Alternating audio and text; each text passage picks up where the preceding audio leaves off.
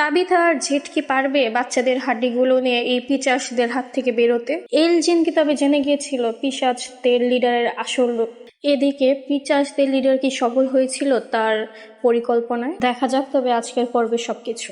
Z এবং তাবিতা তাদের সর্বোচ্চ চেষ্টা করতেছিল যেন তারা হাড্ডিগুলো নিয়ে খুব দ্রুত এখান থেকে বের হয়ে যেতে পারে, কিন্তু ইতোমধ্যেই পিশাচগুলো জেগে ওঠে এবং তাদের দিকেই আক্রমণ করতে এগিয়ে আসে। জেড সাথে সাথেই রেডিওর মাধ্যমে বয়েডকে সিগন্যাল পাঠায় এবং বয়েডও সকলের সহযোগিতায় গাড়ির মাধ্যমে বোতলটি উপড়ে ফেলে এবং তাবিতা ও জেড ঠিক আছে কিনা জিজ্ঞেস করতে থাকে, আর সাথে সাথে একটি মই ফেলে যেন তাবিতার জেড এটার মাধ্যমে উপরে আসতে পারে। তাবিতা খুব দ্রুতই মইটি উপরে উঠতে যায় এবং সাথে সাথে মইটি ছিঁড়ে নিচে পড়ে যায়। তখনই হঠাৎ করে ঘন কালো অন্ধকার নেমে আসে এবং পুরো এলাকা অন্ধকারে ছেয়ে যায় এবং পিশাচেরা তাদের আসল রূপে বেরিয়ে আসে। ভূমিকম্প শুরু হয় এবং উপর থেকে মাটি পাথর পড়া শুরু হয়। ভূমিকম্প থেমে গেলে তাবিতা ও জেড প্রাণপণে পালিয়ে যায়। অন্যদিকে জঙ্গল থেকে অন্যান্য পিশাচরা বয়েড এবং অন্যান্যদের হামলা করতে বেরিয়ে আসে। বয়েড তাবিতা ও জেডের জন্য কিছুক্ষণ অপেক্ষা করে, তবে ওদের কোনো হদিস না পেয়ে বাকিদেরকে নিয়ে গাড়ি করে নিজেদের স্থানে ফিরে যেতে বাধ্য হয়। ফাতেমা এবং ম্যারিয়েল একসাথে ছিল, তখন একটি পিশাচ তাদের বাড়ির দিকে এগিয়ে আসে। পিশাচটি ঘরের মধ্যে ঢুকে যায় এবং ম্যারিয়েলের পেট চিরে ফেলে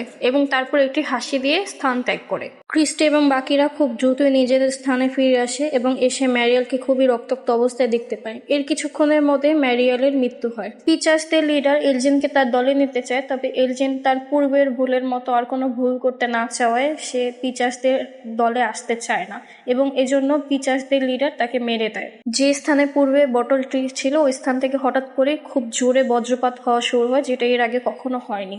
সকলে এই অবস্থা দেখতে পেয়ে বাইরে বেরিয়ে আসে এবং বজ্রপাতের এই অবস্থা দেখে সকলে আতঙ্কিত হয়ে যায়। ইতোমধ্যেই জেড তাদের ওইখান থেকে সিগন্যাল পাঠায় রেডিওর মাধ্যমে এবং তাদের ভাগ্য ভালো ছিল বলেই বয়েড এবং বাকিরা তাদের ওই সিগন্যাল দেখে ফেলে এবং দ্রুতই ওখানে যাওয়ার জন্য পরিকল্পনা শুরু করে। এর মাঝে জেডের রেডিওর ব্যাটারি সিগন্যাল শেষ হয়ে যায় এবং সে দুশ্চিন্তায় পড়ে যায় যে বয়েডরা তাদের সিগন্যাল পেয়েছে কিনা। জেড এবং তাবিথা এমন একটা জায়গায় আটকা পড়েছিল যে তারা না সামনে না পিছনে কোনো জায়গায় যেতে পারছিল না, একদম আটকে গিয়েছিল এবং তারা প্রাণপণে চেষ্টা করতেছিল যেন তারা এই জায়গা থেকে খুব দ্রুতই বের হতে পারে। বয়েড অ্যালিসন এবং ফাতেমার সাথে প্ল্যান করতেছিল যে সে কিভাবে ওই জায়গায় যেতে পারে এবং তাবিথা এবং জেডকে সুরক্ষিতভাবে ওখান থেকে বের করে আনতে পারে।